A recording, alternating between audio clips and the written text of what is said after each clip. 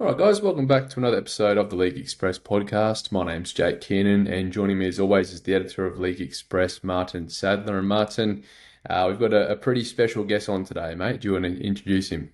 Well, we certainly have a guy who had an outstanding playing career, but then followed it up with an outstanding coaching career, winning trophies, winning the Challenge Cup, winning the League Leaders Shield. The only trophy that actually eluded him was the Super League title because he took his team to the grand final twice and just lost incredibly narrowly. It's Steve McNamara, of course, the former coach of the Catalans, and before that, the coach of Bradford Bulls. And before that, a player with Hull, Bradford, Wakefield and Huddersfield. I think I've covered every club there, Steve. And welcome onto the podcast, and we'll have a great discussion, I'm sure, about your role in rugby league, right from its early days and rugby league more generally. So welcome on board, mate. No, thanks for the invitation. Appreciate it. Yeah. Talk us through you. I was just going to say, you're in Spain at the moment, I understand, Steve. You're enjoying some downtime, mate. Yeah. I've been 3 weeks out in Australia just recently, which has been great. And I think when you've been on that treadmill, you've been on that treadmill of coaching for, and it was 8 consecutive seasons, at the Catalans Dragons, and very, very little time to get off that and think and see things outside of rugby league, outside your sport, and outside of the exact thing that you're working on at that stage. It's been good. Yeah, awesome, mate. Well, let's go back to the beginning, Steve. As a young kid growing up in Hull, what drew you to rugby league? Was it a family thing? Were your parents rugby league people? Did they actually take you to the local club? I think it was Skirlaw in your case that you actually came out of. Was that always destined to be were you destined to be a rugby league guy? Yeah, well, look, my dad played. I think he played about 30 games for OKR, a couple of games at Hull and Wakefield, and like that. But my dad was a coach of coaches. My dad was a coach educator. So you go on the coaching courses and you get your level 2, 3, 4s and things like that. So my dad used to be involved heavily in that, and so I used to go along with him on the weekends and watch him coaching coaches how to be coaches. So from a very early age, sort of like the coaching bug was there. The coaching bug was there for me. Playing wise, we used to start playing a lot later back then. Like nowadays, the kids are playing at 4 or 5 years of age. The shrimps, the young kids, but back then it was just a really. I think it was only 12 when we started playing, and that was at the Scalar Club, and the Scalar Club was nothing like it is now. It was an open age team and one junior team, and a group of mates we got together. My dad and his mate got the team together, and we got going and got playing and. We weren't a great team, but we competed and eventually we improved. So that was the sort of start. And then obviously living in Hull, it was in that era when Hull FC brought Gary Kemble, Dana O'Hara, James Uluwai, Fred Acoy, OKR had Gary Broadhurst, Matt Broadhurst, Gary from Gordon Smith, the Kiwis come across. And it was a really good time to be a rugby league fan in Hull. And I got took to both the red and white and the black and white. I ended up sort of sticking with the black and whites, and then that was the start of rugby league for me. Absolutely, and you made your debut actually as a 17-year-old, didn't you? I think it was the 3rd of September 1989, when you were on the bench for a game at Bradford, which I think the team lost something like 36-12, if I remember rightly. But you actually scored a try on your debut, which must have been really memorable, I would think. Yeah, it was good. I mean, I remember, playing. I remember it was plain as day. Playing at Odsal, and there were fearsome Bradford at that stage. Fairbank, Skerritt, Brian Noble, David Hobbs, all these really seasoned, experienced, tough players. And I was 17, and I was fortunate because obviously I had a good upbringing in rugby league. But then Brian Smith was my first professional coach. Yeah. So my first impression as a coach was this Australian come in. I was very, very fortunate, like I said, to get that experience of someone with such an educational background, such a great knowledge of rugby league, and really one of the first Australians to sort of come across and coach in the country. It was a combination of. Learning your trade. There's a young 17-year-old getting thrown in at the deep end, but it was a good lesson for me. Absolutely. And your second game was against New Zealand, the New Zealand Tourists, 1989. Yeah. I mean and you actually started. You weren't a bench player that day. I think you started at loose forward, if I remember rightly. And the Kiwis beat Hull FC that day, but that must have been incredible playing against them Yeah. in your second game. Yeah, first game with Bradford, I think then I missed a couple of games 'cause I think a couple of players were back available, and then we played the touring New Zealanders, and again, those days are great days, aren't they? When the Australians, New Zealanders used to come across, play against club sides. Great experience at the Boulevard, an awesome experience. First time starting in an All FC jersey, and I'd actually forgot about that one, so I'm glad you brought that one up. It was a really good night. Do you have great memories of the Boulevard? I mean, it was an iconic ground, wasn't it? And it was a pretty fearsome ground for opposition teams. The Yeah. crowd there in the Threepenny Stand were legendary, to be honest. And I remember going there many times, and you sort of. I mean, I was a Wakefield fan in those days, going to watch Wakefield at Hull, and I was always a bit reluctant to shout too loudly if I was stood Yeah, near the Threepenny the Stand. Boulevard was exceptional. First Yeah, memories I going there as a kid. Taking your little wooden box to stand on so you could stand up. It was incredible ground. Threatening Stand was infamous, for its passion, should I say, for its passion for the sport. And it was there were some incredible memories, both as a supporter initially, as a young kid watching the game, then as a player. But then times move on, and obviously, they moved into a great new stadium. But the Boulevard is still really, really spoken about a lot by UFC fans, and something they cherish. absolutely. And you actually had a career. I think you were at Hull for about 6 or 7 seasons before you moved to Bradford, weren't you? You Yeah, actually moved to Bradford for the summer era or the Super League era, let's say, in 1996. And Hull had struggled a bit, hadn't they? After Brian Smith left, I think they hit financial problems, and they weren't in Super League at the very start, and neither was Hull KR. So Rugby League was on a bit of a downer in Hull at that stage, and Bradford presumably came in for you, and you signed up just as they were on a real sort of upsurge in their fortunes. yeah. Start the summer era, start of Bullmania. Brian Smith come back into the country from Australia, from St George. He came to coach Bradford. He put together a squad together that was incredible. Not the superstar players from every team, but just the way he put a group together that was fit like a jigsaw. Like we just all complemented each other. It coincided, like we said, with the start of Super League. Peter Deakin coming down the commercial side from Bradford Bulls, like it was enormous. You remember those days at Oh, sure, Odsal Peter, yeah. Stadium, like there's still probably not a lot what compares to it in Super League now in terms of what the atmosphere was like No, back then in those days. But the Odsal Stadium suited the exact concept of Super League at that stage. The team did, and we had some great success during that period of time, and great fun as well, achieving that success. do you think you left them too early because you went to Wakefield in 2000, didn't you? You'd Yeah, been in the grand final in 1999. I yeah, think you lost to St Helens, if I remember yeah. rightly. Um, but then you signed for Wakefield when I think they were claiming to be financially much better off than they actually were. And it ran into an enormous crisis, didn't it? Yeah, look, that wasn't my choice. I would have loved to have stayed at Bradford, but the club made the decision. Matthew Elliott, the coach at the time, made that decision. So I sort of went to Wakefield with a little bit, not regret, but it was a little bit sad, in terms of leaving the Bulls. And then we signed for Wakefield, and there was myself, Steve Prescott, Bobby Golding. There was all those of us there, and started saying we're going to sign John Alomo and all these types of players. And we had a Yeah. big opening sort of night. I remember the night; it was a sensational night. The food and the drink and everything else was incredible. But quite quickly, within a couple of months, we were. I remember queuing up after a game with Wakefield against Castleford over Easter period, and we'd stopped being paid our wages. We had to queue up and collect some cash after the game as a little supplement there towards our wages. I thought, wow, this is he's only going one way this at this moment in time. It was a sad period of time. It was a tough period of time. It's one of those periods that you learn a lot from. But I think within 10 months of signing a 4-year contract there, the club had gone bankrupt, and that was the end of that. It was amazing it survived, wasn't it, really? When you look back on it, it looked like an early prototype Salford situation, to be perfectly honest about it.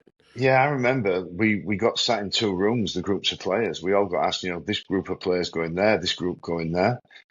And I don't know the exact legal terms, but I think they more or less ring fenced the debts Told the players who they didn't want to keep, you were off, and the players who were going to stay were going to start a new company, and basically re-signed those players on, or offered those players new terms on with a new company in some regards there. So it was a really, really strange sort of situation for everybody to be involved in. But there's nothing stranger than rugby league. Oh, no. Yeah. So that was that. Yeah, it was a tough period for everybody involved, particularly the ones in the room that weren't getting kept, and I was one of those. And but yeah, you move on. And then it was on to Huddersfield, wasn't it? After that, with I think Tony Smith was there for the second. Was it the second year that you were there? Tony Smith arrived, and you were actually in the Championship at that Yeah. time, if I remember rightly. Yeah, no, Tony was the head coach originally. You know, Was he yeah, originally he was right? there. He Yeah. was there when it signed, and it Right. was a great godsend for me, Tony, being there. I'd spent a little bit of time. I'd gone to Australia when I was a young kid, when I was 19, and played at St George, and played with Tony in reserve grade. He was a little bit older, but yeah, it was great to go back there. It was actually a breath of fresh air, a good lesson as well. You know, it was on listen far less money than what the deal at Wakefield was. But I enjoyed it. You know, you You can't knew you were going to get paid. you can't put a price on enjoyment as well. You know, it was actually No. a good environment to be in. It was a struggle. It was tough. We got relegated. We had to go in the championship, fight our way back. All of those struggles that go with it. But it was a real happy period of time there, and certainly travelling across there with Stanley Jean in your car, there was plenty of experiences there on that trip. Absolutely. Yeah. Yeah. Yes. And Jake, do you ever regret that you don't have promotion relegation in Australia in the way that Oh, Steve's just mate. describing it? No, I don't regret it too much, mate. A bit of a foreign concept for us. Being a Broncos fan, though, we're usually there or thereabouts in finals contention year in and year out. But yeah, that one year when we got the wooden spoon, I would have been sweating bullets that year. But I must say, when I was over, I did experience that one year there when we did have promotion relegation. It was an exciting prospect as the season sort of drew to a close, especially if it was a tough contest around the bottom of the ladder. You know, it does add an element of excitement, you might say, for those lower fixtures towards the end of the year. An element of worry as well for clubs that get relegated. But Steve, so your career, I think you played until 2003. You Yeah. retired fairly early from playing, didn't you? Was that because of injury, or was it just because you'd had enough by that stage? No, an itch to go into coaching, and the right opportunity Right. came around at that stage. I got an opportunity to go to Bradford Bulls as an assistant coach under Brian Noble. Actually, take them the 21s team. You know, that was my team, but actually assistant coach to the first team as well when you used to do those duties. So I've really enjoyed my playing career. But I thought, what more else I'm going to get from that? You know, squeezing another year out playing. Maybe at a club that's not going to compete. You know, it's great playing, love playing, you know, and miss it. You know, everybody misses it when they stop playing. But it was just the right time, and the opportunity arose for me to go into a different aspect of rugby league at that stage, which was coaching. And fully enjoyed that experience. And of course, Bradford were. I think in 2003, Bradford win the double that year? Yeah, I think, if I yeah, remember rightly. So they were really on the crest of a wave. But within a few years of being there, things, after 2005, the club won the grand final again in 2005, then won the World Club Challenge in yeah, 2006. But then things started to fall apart a bit, didn't they? A lot of the really top players, Jamie Peacock and Leon Price and players like that, left the club to go elsewhere. And the club ran into a financial crisis. Chris Casely, the chairman, he quit the club, and things. Brian Noble, midway through that 2006 season, went to Wigan, and Wigan were having a battle against relegation in that particular year. So it was quite a strange time, really, in a sense. But you then stepped up to coach the first team. And you might almost say that you stepped up at just the wrong time, Steve, because the club, which had been financially very viable in the period up to then, since the start of Super League, had its own financial struggles, didn't it? And you weren't able to invest in top players to bring into the club in the way that yeah. the club had been able to do in a few years earlier. Yeah, you can look at it two ways: the wrong way or the right time, or the right time, the wrong time, right time.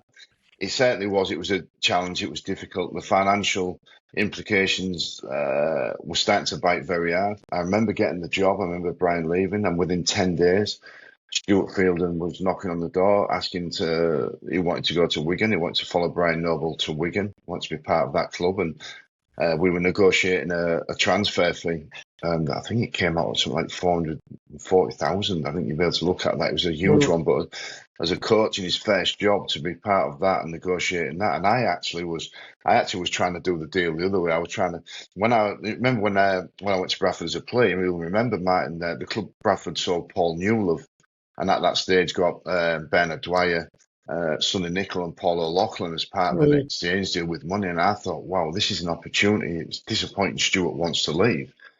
But we had Sam Burgess waiting in the wings to come in to replace him. And if we could have mm, got some money plus players from Wigan, I think that could have set our club up. But we just weren't in a position. We just had to accept as much money as we could to mm, keep the club alive for as long as it could. So it was a very, very dangerous period of time. During that period of time, what was the most disappointing was we had an incredible amount of good young players. We had George, Tom, Sam Burgess, they were all in the club there. John mm, Bateman came into the club. Elliot Whitehead was in the club. Brett Ferris was in there. We had a great youth there, but again, we just couldn't keep hold of that due to the pressures of financial and when I say it was a good time and a bad time, of course, we didn't go on and win trophies, but I learned a hell of a lot about coaching and managing from that mm. period of time at the Bulls. I think Yeah, and also, and so, I was just sorry, going to say, Jake. Martin, if anything, that's a great example shining light on how important your junior pathways are at clubs, right? And you lose those big players, but knowing you have that next crop coming through must make the financial side a lot easier. It's incredibly important, and again, I've just re-emphasised it by my visit to Australia and seeing the clubs there, visiting the clubs that I've visited in Sydney, seeing those genuine junior pathways coming through the youth of even the first team squad has got younger and younger, even since I left 8 years ago from the NRL, and it's a pleasure to see. It actually is, in terms of what they're doing there and the importance of nurturing those players, keeping those players if you possibly can, and they've become very, very important. It would have been really interesting period for us at Bradford if we could have kept that crew together, but it wasn't meant to be. I mean, you've mentioned Sam Burgess, Steve. He's a once in a generation sort of a player, I think, and came into the first team at the age of 17, didn't Yeah, he? Maybe even 16. I can't remember now, but as a very young player. But he was, you know, as a 17-year-old, he played like a 25-year-old, I think, and made was picked for Great Britain in the 2007 Kiwi Test series as well, where he made that yeah. very, very much shown shoulder charge on Fui Fui Moi Moi. I mean, to discover a player like that must have been fantastic for you as a coach, and his two brothers, of course, coming after him. Yeah, look, Sam was exceptional talent. Physically, he was able to compete at a young age with everybody. But he's a very smart rugby league player as well. Very, very intelligent, and it was great to come into our group. Stuart Fielden had to go. We had to give him his debut. He never looked back from that point. He actually added a lot of things to the group, and he went on to have, like you said, he's a once in a generational style player. To have an incredible career. Probably cut a little bit short by injury. It would have been great to see Sam continue for a couple more years, but obviously the shoulders there packed in on him. But you've got to remember as well that that young man overcame some real adversity, with the Oh yeah. death of his father, that he was with us at that stage, 16, 17, looking after his father and going through a motor neurons, process, which is horrible, as we all know. And he dealt with that, and that probably helped him as a young man as well. Keep his feet on the ground at that early stage, and he was a pleasure to have around and coach, and such a great loss to the game. I remember the conversations, and again, it was a conversation where I desperately, as a coach, didn't want him to go, but the club needed the financial Mm. money that they got from South Sydney at that stage. Absolutely. Do you still keep in touch with Sam, Steve? Yeah, Because obviously he's been doing it tough this year on the coaching front, hasn't he? Much to everybody's surprise. I mean, I thought he'd have a great year this year with having got that first year out of the way last year, but things haven't gone too well for him, and I just wonder whether you speak to him about it and whether, you're hopefully a bit of a mentor for him. Yeah, I do. Yeah, I do. I spent a day down there earlier in the season. Just went down and had a look there. But look, he's going through the coaching. He's going through that coaching learning ladder now. He had a very good first year. I think they finished third. They went to a Challenge Cup final. I know they got beat, but they went. And then he's the form's not been great this year. They were very close to winning the trophy. Everyone saw that in terms of the Challenge Cup final. But as a coach, again, sometimes you have to go through this process. He'll learn a lot from it. He'll understand from it. He'll work out what he's done really, really well at the start. Some things he could maybe improve on the way through. And it's tough when you're going through those periods. Very, very tough. But I'm sure he'll manage it really well. How much of that, Steve? I was going to say, sorry. How much of that, Steve, do you think coaches now having like that season long of tape on the Wolves style of play? Do you think that has anything to do with it now that every other coach has all that vision now and the style he plays and they know how to get after him? It's a little bit of both. You come in there and you have a great impression on your own team, and it's new and it's fresh and everyone's excited. And then you've got to continue that flow into the second year, third year, fourth year, fifth year, if you get that far.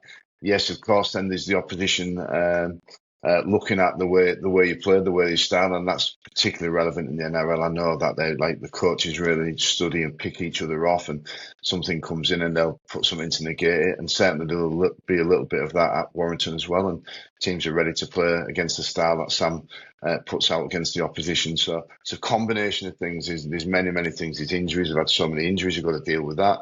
Young players coming through. I know Warrington have got a fantastic raft of young players coming through. So there's certainly some light on the horizon in terms of that. We've got a great crop of academy players. So, it's just one of those coaching scenarios. If everything was plain sailing, we'd all be in a job for the rest of our lives. And but the reality is that Sam's had a difficult year to deal with. And like I said, the experience he'll gain from that will be far better than the experience in year one when things are going plain sailing. It's essential for him for his career moving forward. Are you glad that Warrington have stood by him and re-engaged him for a third year? Yeah, I mean, look, it's quite easy just to get rid of the coach. I was 8 years at Catalans. I lasted 8 seasons, which is it's a long, long time there. And there's periods within that 8 years where we had better years and we had not so good years. Obviously, we did some really, really good things and finished top 4 for consecutive years. But there was periods there, particularly early on. We survived the £1 million game, but the next year we worked great for a long period of time until we won the Challenge Cup and kicked on. So I'm glad that Bernard showed faith in me and stuck with me during that period, and it's the same for Sam at Warrington. Yeah. Just continuing though on your coaching journey, after you left Bradford, I think it was 2010, you actually got the plum job in the country in a sense, in that you became the national coach, didn't you? Yeah. And you were the coach of England for the 2013 World Cup, which was a great tournament, but my God, I imagine also had possibly the most disappointing, one of the most disappointing moments of your coaching career in that semi-final. Yeah. Can you still believe it? Nah, look, it's that's what top-end sport does for you. At the highest level, semi-final of a World Cup, the game goes down to the last 20 seconds, 30 seconds of a game, of a contest. That's what elite sport's all about. You want to end up on the right side of those rather than the wrong side of those. But we could not have done anything more with that England programme. The resources that we had, the people that we had, the players that we had, we were primed for that tournament. I'd got the job, like you said, in 2010. I'd been the assistant coach to Tony Smith. I'd seen the difficulties Tony had faced as a coach, and we tried to address those the best that we possibly could. We're to really trying to align our programmes all together and make people really want to be part of that England team. And we did a sensational job. And I'll say we because there was a group of people, a staff around me, both on the technical, tactical, physical side, but the administration side, that was sensational in terms of where we went. We got close. But like I said, that semi-final at Wembley, it was like as if the well stood still for 5 seconds when Sean Johnson went in. But like I said, that's the highest level of sport, and it's things could have been so different if it had been we'd have gone on, but we never. And again, that's the way it is. What was frustrating about that in particular, for me at least, was that the Kiwis played Australia in the final and got beaten fairly Yeah. heavily. And I'm convinced that if we'd been in the final, we would have not necessarily won it, but we'd have given them a hell of a lot better game. I And could not agree at more. Old Trafford. I was at that final. Old Trafford was full. It was sensational. I'm thinking, shit. If we're if we're walking out here in this I crowd think you're allowed to say that, mate, after, at this stage. In Australia you can say what you want. I know that, but England's a little bit different. But I'm thinking, shit. If we're walking out here with this, the way we'd played the week before, because our performance the week before was outstanding against New Zealand. We just never won the game. That we would have been in great form, Martin, going in and confident. That who knows, who knows, but it wasn't meant to be. Just on The other that, thing, go on, I was Steve, just going to say, Jake. mate, Sean Johnson, the way he was playing in those years, I don't think anyone was defending that left foot step of his. You put any defensive line against Sean Johnson in that situation, he'd probably score 9 out of 10 of those. Yeah, incredible player at that stage, at the peak of his powers at that stage. It was only a few years after actually went out to New Zealand Warriors and could laugh about it. I think it's about 5 years after that, so I could laugh a little bit about it. But I said, Jesus, you probably stopped me getting a night up there. I reckon if we go to the final and win, we could. The title of the book would have been different and everything else that goes with it. But he's a great guy and he was a great player at that stage, and he come up with a crucial play for his team. And just a quick thing, when you lose a game like that, Steve, both as a coach and as a team, I mean, it was very clear the team. I mean, it reminded me a bit of actually at the weekend Canberra losing at home to Brisbane, which was somewhat similarly unlucky, I thought, as well. Mm-hmm. But we'll talk about that a bit later. But how do you console the players? Because and Kevin Sinfield in particular was the captain, and it was Kevin who came out of the defensive line and just didn't quite manage to nail Sean. And it must be awful for the players and for you as a coach after that game. You've got to, be interviewed and all that sort of stuff. How do you actually, control your emotions? Yeah, that was it was difficult, and it was difficult on Kev because the spotlight got put on Kev for coming out the line. He felt he had to try and shut that play down. He felt if he doesn't, then they score anyway. And there's other bits leading up to that, what are as important, what don't get put under the spotlight. So it's never about one person on that, and that was a little bit unfair on Kev. But I understand that's the way it sort of works. But I think the easiest part to deal with on that was that I knew that the players had given absolutely everything. They'd prepared the best that they could. They could not have done much more in that game. So you sort of have a little bit of a look. We've got no regrets. If you'd have cut short on something, if you'd have decided to not do this, not do that, like you've got some regrets that we could have been better. If we'd have done that, we could have done that. But our preparation going into the back end of that tournament, the way we played, the way they were as a group, it was like, boys, you've given absolutely everything. And as a coach and as a group of players and teammates, you can't ask for more than that. You just have to sometimes accept that it will go the wrong way against you. But that was it. You had no regrets in terms of that. And I certainly, during my time as England coach, I've always said this. I've got regret for nothing we did there during that programme. We tried our very, very best to put us back on the map. And I thought we did that in a big way. Absolutely, yeah. And after that tournament, you actually quit as England coach, didn't you? And went to Australia. You went to, sorry? Yeah. No, not quit, because they allowed me to go part-time as the England coach. Okay. So that was when I went to the Roosters for 3 seasons. Then the first 2 of those 3 seasons, I was the part-time coach for England as well. So we had 2 tournaments during that time. The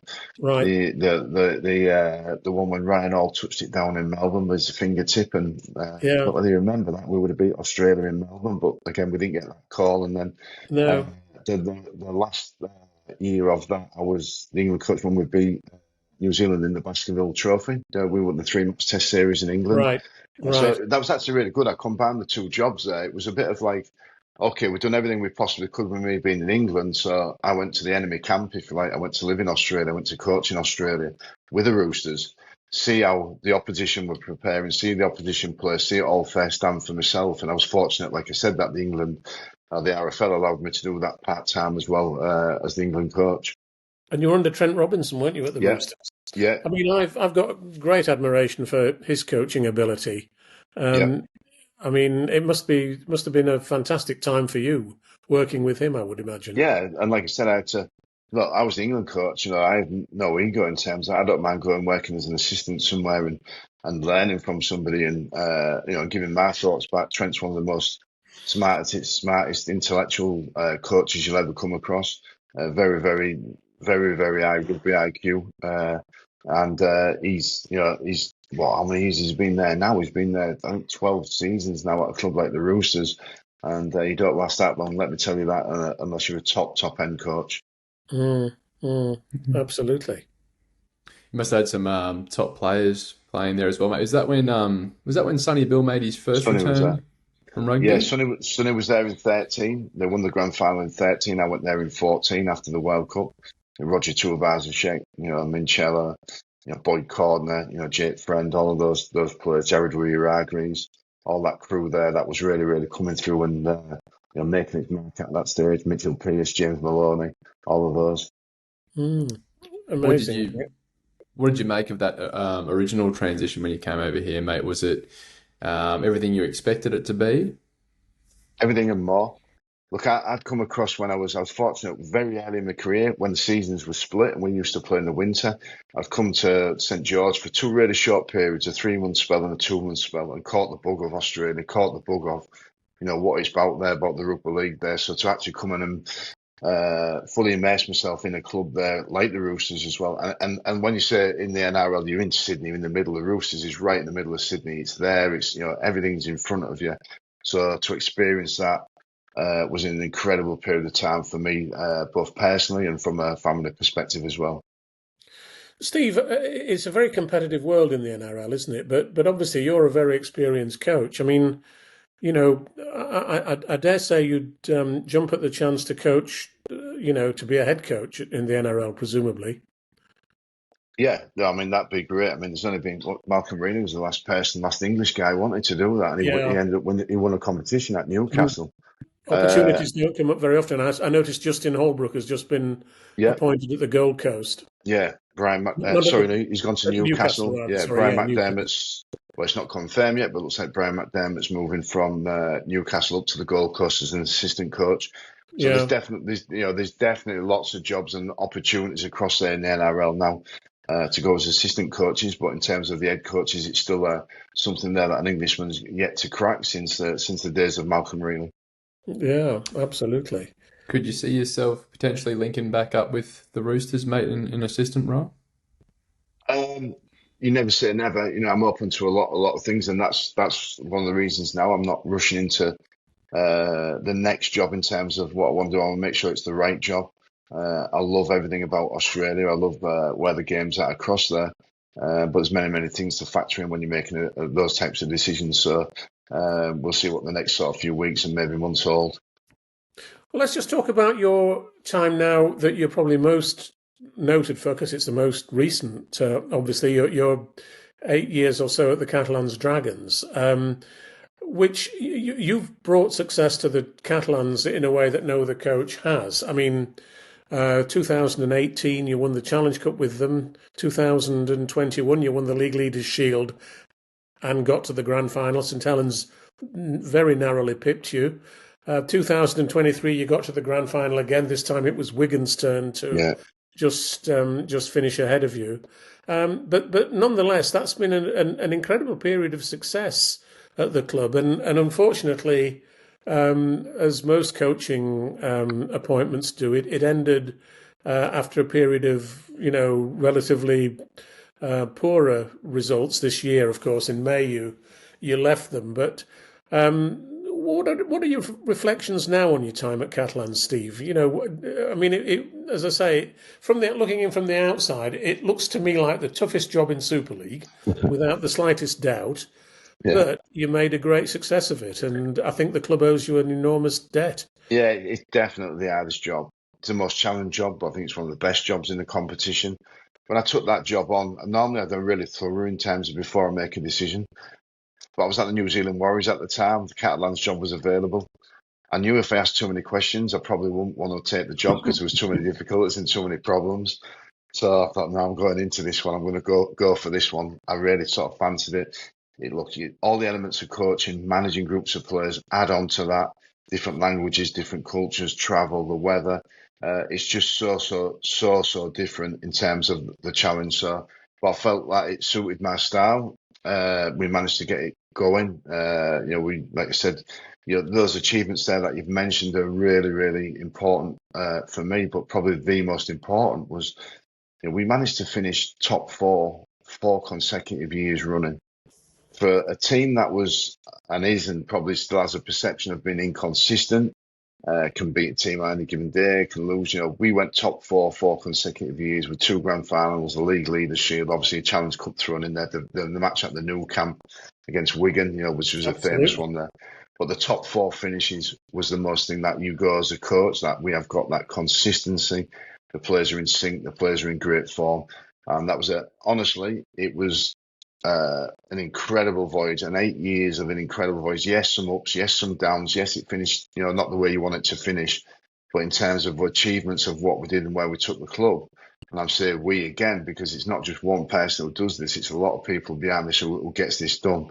It was enormous to even be in there competing and to get to 2 grand finals. And if you said to me now, you're going to coach a team, you'll get to 2 out of the 3 next grand finals, and in total, you'll only concede 3 tries in those 2 finals. Would you take it? I'd snap your hand off. But again, at the highest level, you lose the grand final 2 tries to 1, you lose the grand final 1 try to 0. OKR experienced it last year, 1 try to 0 in the grand final. That's how hard it is to win at the pointy end, if you like, of the competition. And that's the only sort of disappointment there. We just didn't get across that line in one of the 2 of those grand finals. No. It always struck me that you had a very good relationship with Bernard Gouache, the owner of the club. And Bernard is well known for being pretty temperamental, really. He could be very excitable, up or down, obviously, depending on the result and the performance. But you did appear to have a good relationship with him almost right to the very end. Yeah, awesome. Look, you've got to manage up as well as manage down when you're in our position, and managing the ownership and the directors and everything else is important. But there's a huge amount of trust between both of us. And I remember this. I remember we won the Chance Cup in 17 and the start of 18. We survived the £1 million game in 17. Start of 18, the season's not going well at the start. I think we were we ended up 2 from 11 or something like that. We're only winning 2 from the first 11, but I think we were 1 from 7. Bernard, we had a weekend off. Game got called off because of snow at Leeds. Bernard asked me to go up to the mountain to go see him. Bearing in mind we've won 1 from our first 7 games. I'm thinking, oh shit, here we go. He said, can you bring your head of performance, Rich Unwicks at the time, and your head physio, Rob Parkinson, blokes who I'd employed? So, right, here we go. He goes up to the mountain, goes into Bernard's. He opens the door. He's got the oven on. He's got steaks on the thing. He's got the red wine out.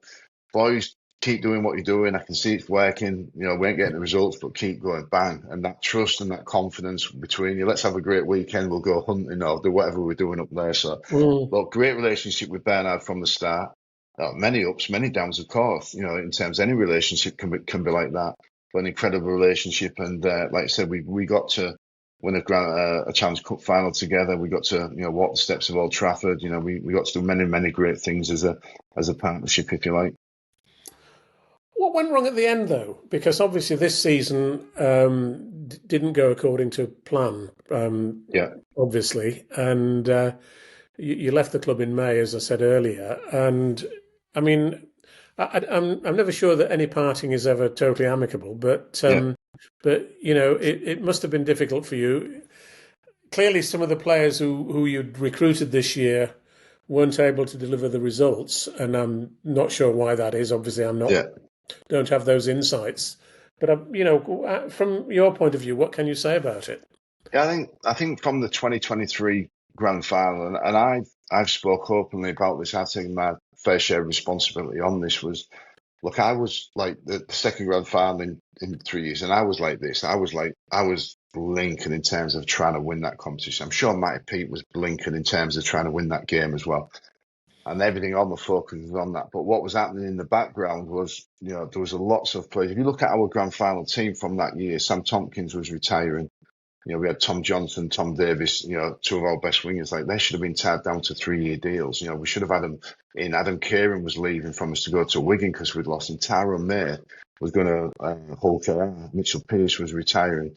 Matt Meakin was going into his last year of his contract. Like, and we give all these clubs a shot at these players to get them off. So whilst I was like this, we should have been thinking more about what comes next. How does that develop? What's our junior pathways, as we spoke about earlier on?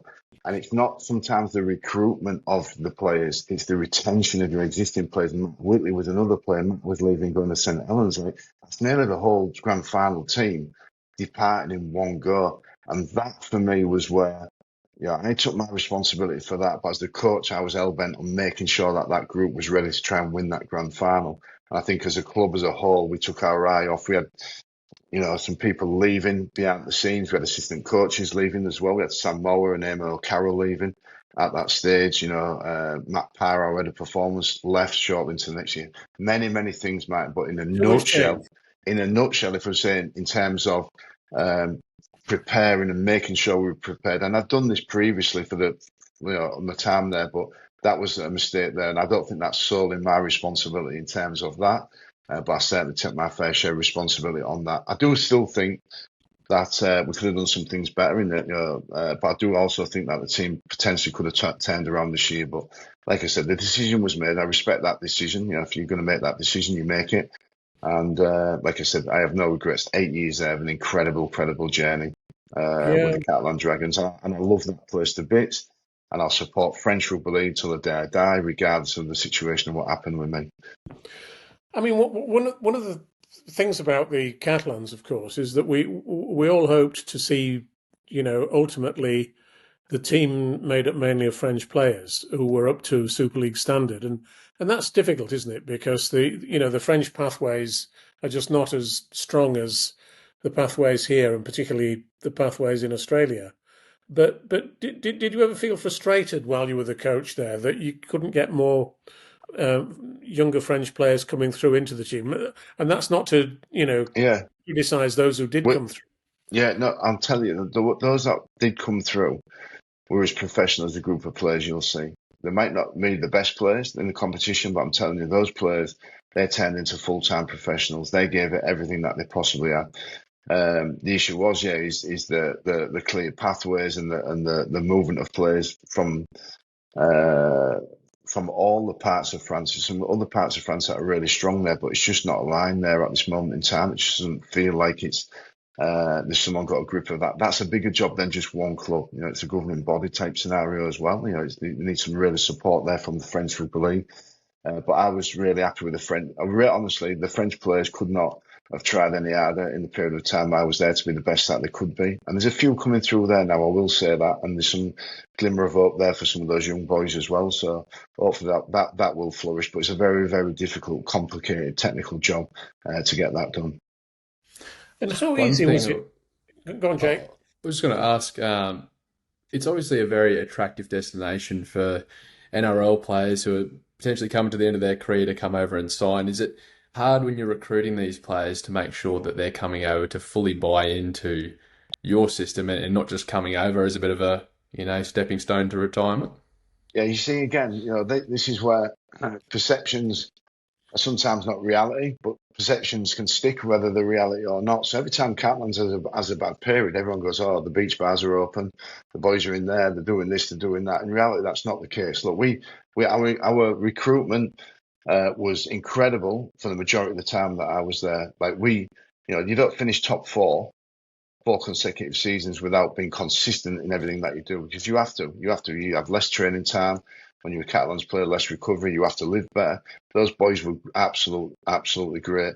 But that perception is it's a retirement home for some of the older players. What we did was, and again, I'll jump back to the 2023 grand final, because we didn't prepare ready for 24. We tried to bring experience in for 25. We tried to bring a lot of experience in there and some leadership in there. And it didn't work. But as soon as it doesn't work, they jump back to you've come here to retire. That's not the case at all. I take not offence to you saying that, but I do take offence to people who think that and think that's the case. That's not the case. Those players in the last 12 months and 24 months have tried as hard as all the other groups of players. It's just not happened for us. And of course, you get injuries, don't you? And, one of the things about our sport is that, who gets injured Yeah, within a club squad is absolutely crucial to its fortunes, to be perfectly honest, Steve. And if you're unlucky that your key players, particularly your spine players, take a few knocks and you can't select your strongest squad, then you're going to yeah. be in trouble. Well, and that was this year. We started with the plan was it was going to be Luke Keary, Archie Morgan, Sam Tompkins. Sam got injured in the Challenge Cup game the week before round one, a bad hamstring injury, and we sold Archie Morgan, a few weeks into the season. So that was Why really, did really, he do really that as a matter of interest? Why did Arthur Morg leave the club? financial reasons. Right. Yeah, financial reasons. So the club needed the money at that stage. They're getting choked out by a lot of the other clubs in the competition in terms of the travel cost this year. So there's a massive expenditure on the club, an additional expenditure on the club, which was already big anyway with our travel. Now you're paying for everybody else's travel. And it was an opportunity there for the club. It's not something, this is a really good one. This is not one where I agreed with. I didn't, me and Bernard were on different pages on this. But ultimately, as a coach, you have to respect what the situation the club are in. So I tried my hardest not for that deal to go through. But ultimately, when you look at what they were hemorrhaging, and if the club decide they need the money, you have to accept that and understand the reasoning for the club doing that. It's not that the coach and the owner are in combat with each other. It's just that coming from two different perspectives. Of course, yeah, yeah. But that was costly, losing Archie Morg, because Luke Kearis took a lot of criticism this year. I think a lot of it, he brought a little bit on himself. He's accepted that with his comments, but he's also a little bit unfair because he's lacked some really good support around him. Mm. Yeah, although they had a great game on last Yeah, Thursday night at Leeds, didn't they? yeah, That was probably yeah, the best they've played this season. yeah, awesome. Yeah, it's funny because the Leeds, that's two games in those types of conditions. We beat them 11-0 at Catalans at the start of the year when we really needed a victory. That was, we were under pressure then, and then they really needed one again at the weekend. And so it seems to be Leeds' bogey side, but yeah, it was a very good performance. Just, Absolutely. But just what do you think about the attitude of the other clubs in the competition to the Catalans? This business about making Catalans pay for all the clubs to come out to France. I just find I just despair at that, really. Yeah, That attitude, that it's almost like saying to the Catalans, "We don't want you in," isn't it? Really? yeah, I found it very, very hard to comprehend whilst I was there. I still do now. I do listen to the clubs. I do listen and say some of their reasons. I don't agree with their reasons. Again, it's two sides to a story. I just don't get it. I just don't get it. It's so difficult for that club, for Catalans now. Like I said, it's like trying to choke them out. It's trying to make them submit. And then, you look at some of the other suggestions, the suggestion now that they're on about away fans, if they go there, some of that money would go back to the I club. And know. all that. I'm like, wow, what's happening here? Like, it's Short just like, term, yeah. absolutely short term So, thinking. so then again, that's what I said. Then you look at things that you go, well, the NRL, do they want to come in and buy it? Well, for a team like Catalans, the best thing that could happen would be the NRL would come in and buy the competition, because I'm sure the NRL would look at that in a different proposition to maybe what the other clubs are looking at it there in terms of now and try and make that a success. The NRL put clubs into the competition. They put clubs in and don't let them fail. They won't let Perth fail. They won't let the Papua New Guinean team fail. They won't let the expansion teams fail. That's what the NRL do to support that. Whereas it seems a little bit the opposite way around with Catalans now, but it's getting a bit political there now. No, but I think you're absolutely right. And Toulouse obviously are hoping to come into Super League next year, and if they do, that would surely strengthen French Rugby League enormously. And I'm really keen personally to see them coming in. And what's your view on them? Big city, huge Yeah, yeah, population. fourth biggest city in France. Yeah, yeah, yeah. It's got potential. It's got rugby in its DNA, albeit rugby union. So it's got a little bit there in terms of what should be done. And again, for me, yes, but I can see all the counter arguments and the other clubs saying no. I mean, obviously we're expanding into 14 teams next year as well, which seems a very, very quick sort of ad hoc, sort of off the cuff type decision to dramatically go to 14, which is Mm. enormous when you look at.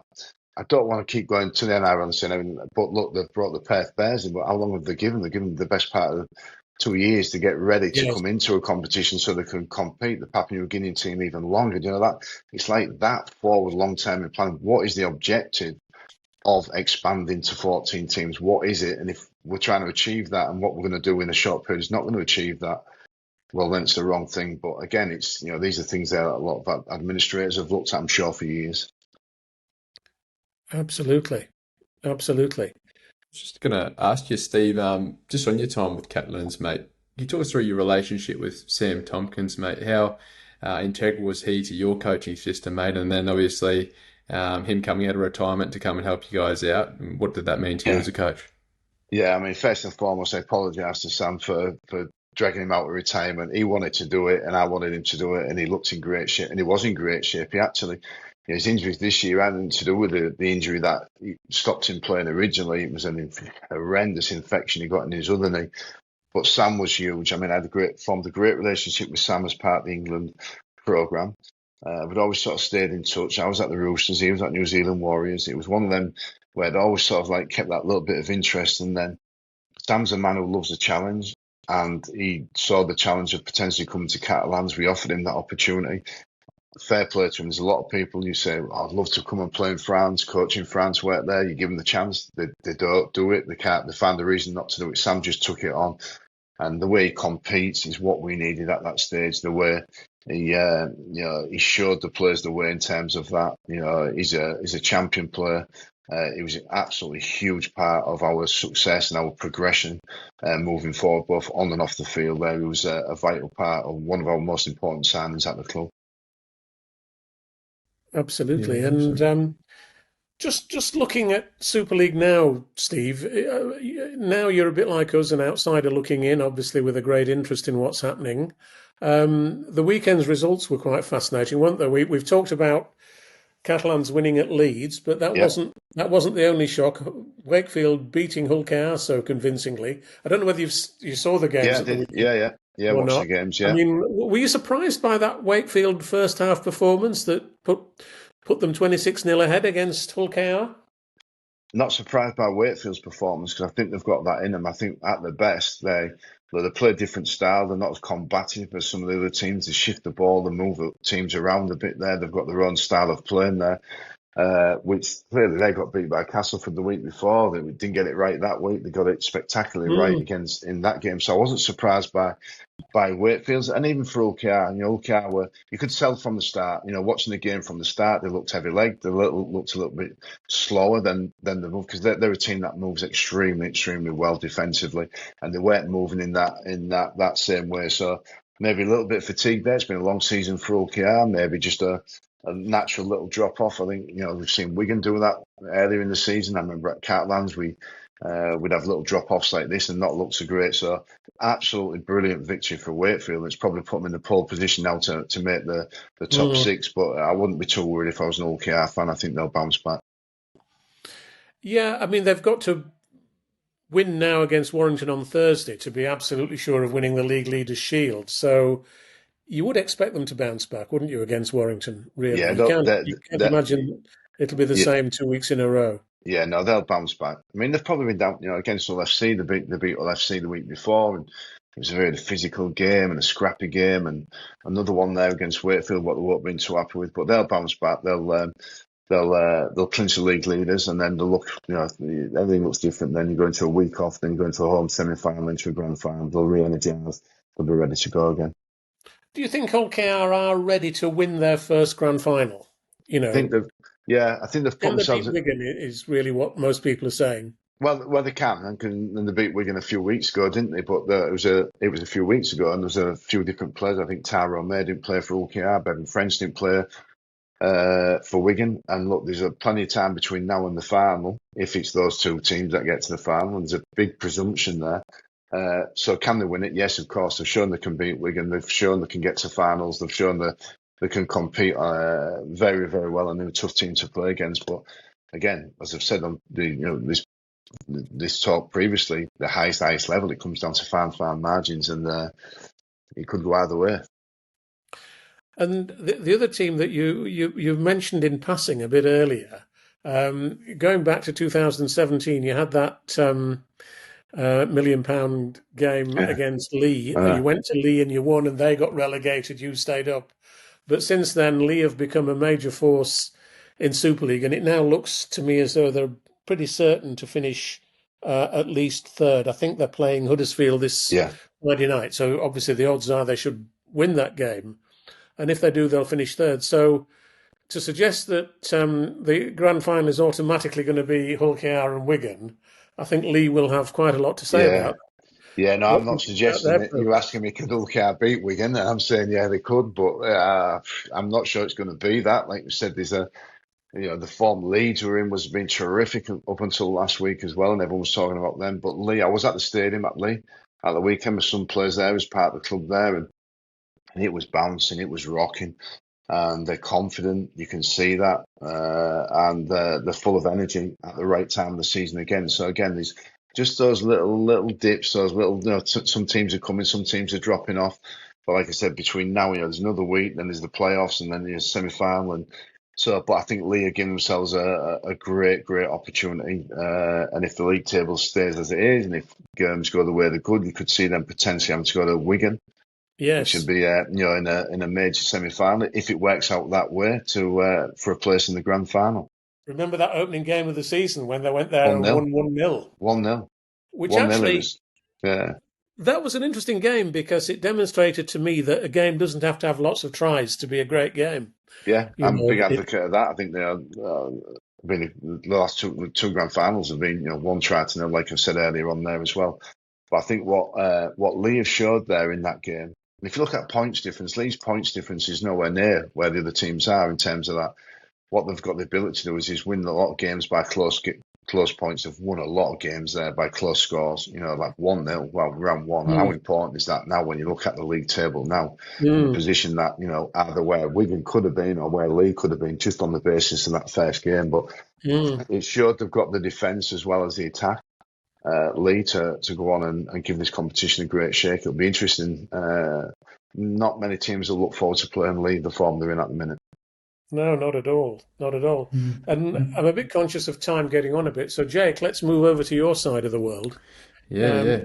Jake's a great Brisbane Broncos fan, Steve. So yeah, he's happy. He's happy. I'm very glad that you didn't have a heart attack at the weekend, mate, after watching that Brisbane game. I was getting the old blood pressure machine out just to check afterwards. 93 minutes of football.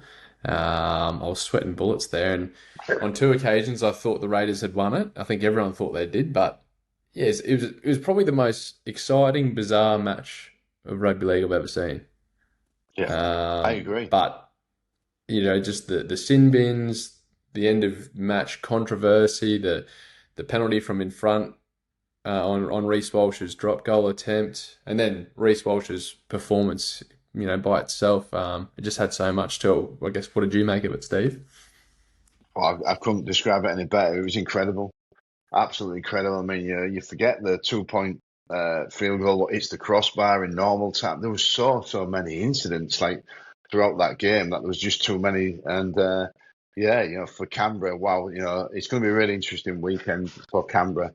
Can they pick themselves up from that disappointment playing against a Cronulla team? Obviously, that's come off the back of a great win against the Roosters, but I just think it showcased everything that is good about rugby league in that one game, and the finish, was just, like I said, I don't think you'll get another one like that.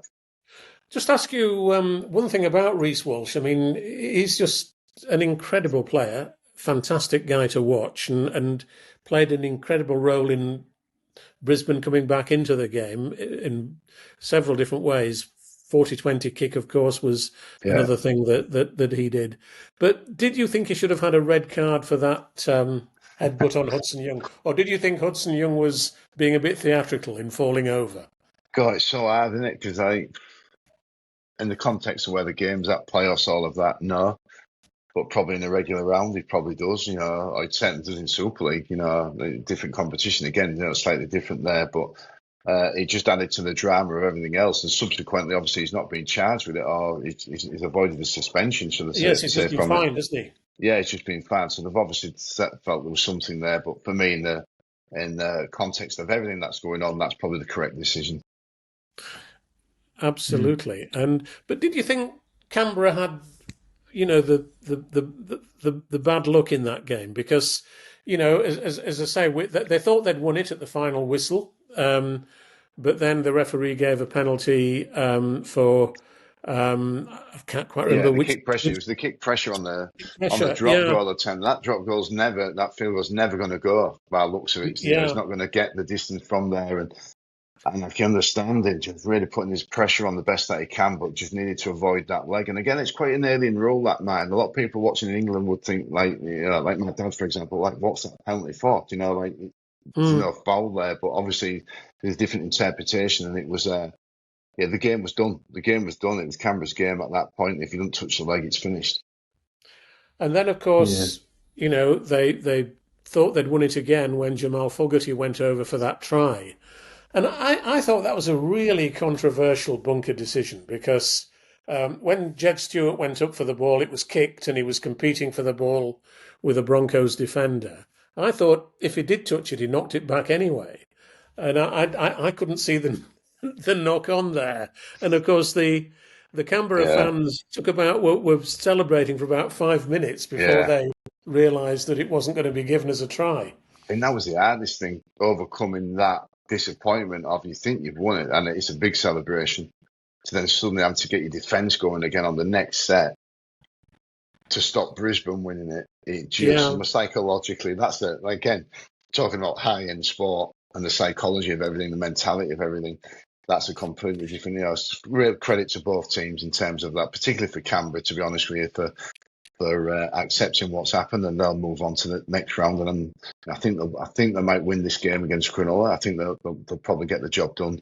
And you could see It won't be those, easy though, will it? I mean, gosh, it won't be easy. no, I think is it a 6 day turnaround? I'm not quite sure. They've got Yeah, I on the think back so. of Yeah, that. I'm not Friday quite sure. night, I think, isn't it? Is it Friday? No, I don't think it's Friday. It might be, Oh no.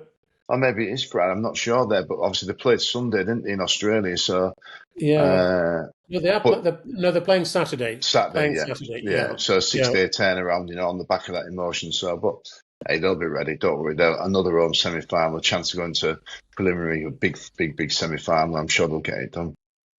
Who's your Absolutely. pick, Steve? If you had to pick for the grand final, who do you think is going to make it It's through? really hard. Look, like I said, I've visited quite a few of these clubs, the Bulldogs and Penrith, over the last few weeks. Spent some time with them and seen how military style they are and drilled, and they look. I'm not sure on the draw, but I've just got a feeling it could be Penrith Broncos if the draw sort of sits that way. I'm not sure. Can you call that bit out? I haven't looked I at that, think but um, I think would it, Broncos will probably play Penrith in a prelim in the before a prelim? grand final Yeah, Yeah. if that's the way it yeah, falls. yeah. Yeah. It'll Melbourne be play Melbourne Canberra will Sharks play. or or Raiders. Yeah, Yeah. Cronulla. yeah, Yeah. yeah. So. I think, do you know what? I'd probably go with momentum. I think there's some of their Broncos have had that much luck there. Not luck, but they've had that luck there. I think that it's probably the stars are maybe all aligning their way. Hmm. I'll take that, mate. Although But you can't, Penrith you winning it can't. from seventh, Yeah, yeah, creating history. Gosh, yeah, that could exactly. be. That's what I mean. I think it's the most wide open. I actually thought the Roosters were a great chance.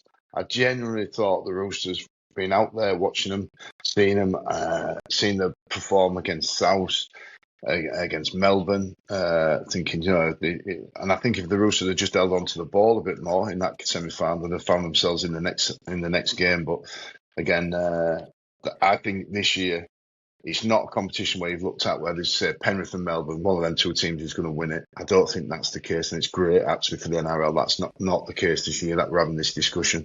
They could do with Mm. somebody else to win it, couldn't they? Because I mean, it's a great achievement by Penrith to win 4 times in a row. But at the end of the day, it's a bit like the New England Patriots winning the NFL when Tom Brady was the quarterback, which they seem to do very often. Yeah, You need somebody else that to come through, don't you? you do, Martin, but at the same time, you've only got to admire, right? So again, when you cross there, like their grand final team, it's not like so when Saints won it 4 years running, the team was practically the same team for 4 years. Like that's been decimated from one grand final to the next grand final to the next grand final to next. Like they like because of the salary cap, they've picked off all the top end players. And then what we don't realise in England is underneath that, a lot of the clubs have picked off the best juniors who would have took the place of those players, and so they're having to go down another level there to get those players in. It's an incredibly well-oiled machine in terms of what they're doing. So I agree from an exterior perspective, a new team on there, that would be good. But in terms of if you want to study a club and understand how success is built over a long period of time, they've got a great model right now. Oh, that was something I was going to ask you, Steve. In your time over here, I read that you've visited a lot of clubs, but are Panthers the team that stood out to you most in terms of the ultimate professional club? Honestly, the way the game has moved on, it was great when I left the Warriors, New Zealand Warriors when was that, 2017? But I think since then, since COVID, the facilities that the clubs have got, the energy that the clubs have got, how young the players are in terms of that. Yeah, Penrith was impressive. I was at Penrith on the day when the players were getting left out to play against the Bulldogs, and they had a different type of session there. But honestly, the Bulldogs are outstanding as well. At the minute, the Roosters they're still top draw in terms of that. Cronulla, they don't have the facilities like the other clubs have, but they fight way above their weight. Every club, Parramatta's a really interesting one. Parramatta now, there's so much energy about that place there and support mechanisms around Jason Riles to be successful. Like, they were a pleasure to be there as well. And yeah, I did go to Newcastle only for a short period of time. It was a difficult period there, but all of the clubs have all got the positives about it. But in terms of reality of looking at the facts of what Penrith are achieving, given they've had so many players taken away from top level, juniors taken away as well, they've got to be the benchmarks then. Absolutely. You also spent some time in New Zealand with the Warriors, didn't you? As you were saying before, you went to Catalans. I find New Zealand an interesting situation at the moment because the Warriors are just getting sellout crowds virtually every time they play now.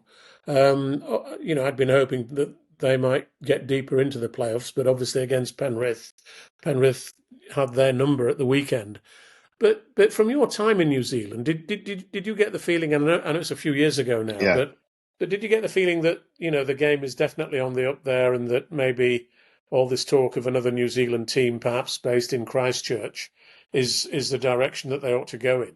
Yeah, it was interesting because I did spend some time with the Warriors as well, actually. But they in Sydney, they come across to play in Manly, so I met up with Cameron George, who's the chief executive, Stacey Jones, the coaches, Andrew Webster, Richard Agar, all the boys there who are across there now.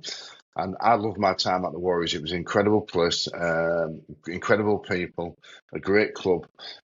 But they had that really difficult period, didn't they, during COVID, where they had to move the whole team across that. I think it was the best part of 3 years, it was a long, and the game was starved of rugby league. The country was starved of rugby league in New Zealand for a long period of time. Since they've come back from that, the club has taken off. So whether there was a bit of we've missed this, you don't know, what you've got until it's not there anymore, and they've missed it, they've gone back.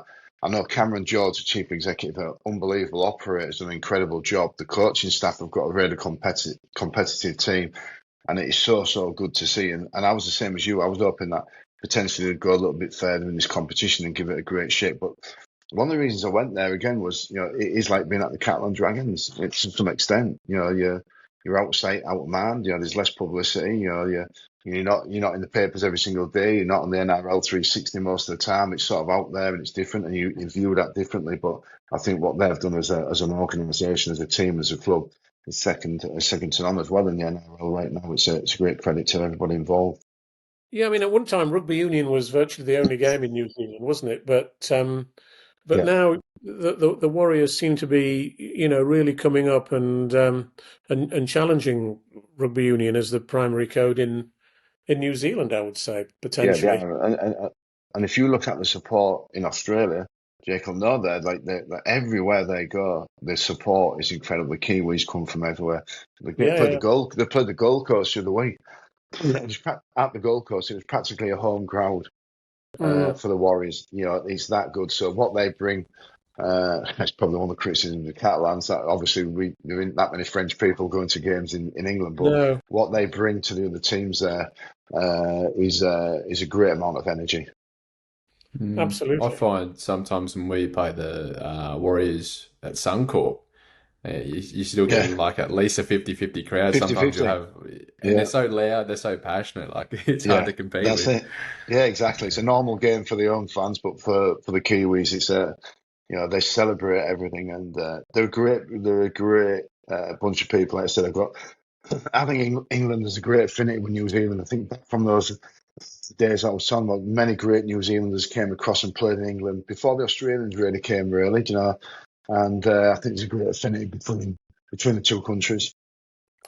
Can I just ask you a final question? I'm a bit conscious now. We're getting Yeah, to the end. We've been speaking for over an hour now, Steve, so we'd better let you go. You've probably got other things to no, do. no, But, it's okay. you know, as a player, can you tell me who you perhaps would rate as the best players you played both with and against? And can you tell me, as a coach, who was the player who you took most pleasure in coaching? Yeah, I think there's so many when you've played, but there's a couple of like sort of unknown players. So remember Graham Bradley, the Penguin at Bradford Yes, Bulls. yes. So Graham Controversial Brad, player, actually. oh, controversial, like Always spoke everyone. his mind. Yeah, exactly. Everyone hated him, but he was a player who just taught the rest of us at that club at that time how to talk your way through a game. He loved talking. He still loves talking. Mm, But so influential in terms of that. It's not sometimes the standout players. Bernard Dwyer, Brian McDermott were some of the toughest players you'd ever want to play with. When you're coaching. I remember Des Hasler coming across. Sorry, I was playing Des Hasler coming across to Hull FC when I was 21, and Des came and brought an air of professionalism to train and showed us really how to train. So yeah, I think you pick up a lot of things from a lot of people. But in terms of coaching, obviously, you mentioned Sam Tompkins was a big influence. At the Catalans Dragons, but there were so many players there as well, and we needed that. Michael McAlorum, James Maloney came across there.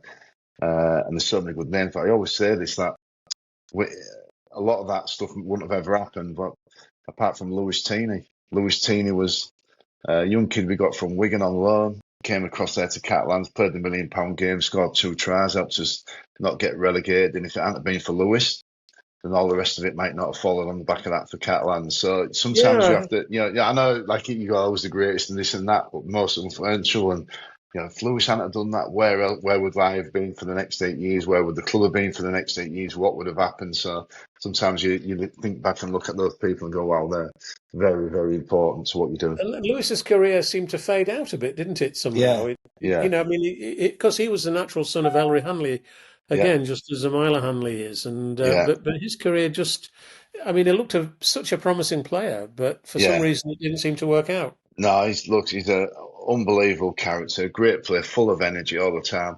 He went to Lee, and then he decided to go off in a different direction. I think it was more himself. I think he decided that it was enough for him there. He'll go find a different career path and go do Mm. some different things. So, but yeah, it's coached and played alongside many great players, and too many to mention in some regards. But enjoyed every minute of it.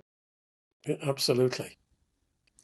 Yeah. All right, mate. Well, we've taken up heaps of your time today, Steve, No mate. You've been worries. very generous. So thank you very much for joining us today, mate. I know Martin and I will both be watching with a keen eye to see where you end up. And for my own sake, mate, I hope you end up over here in the NRL. Thanks, mate. Um, No worries. but We'll see yeah, what happens. And I come to the appreciate Broncos, it. mate. I appreciate your time as well. All right. Thanks a lot. Yeah, it's been a real pleasure speaking to you, Steve, and No thanks a worries. lot. And No worries. we'll no doubt hopefully keep in touch. Will do.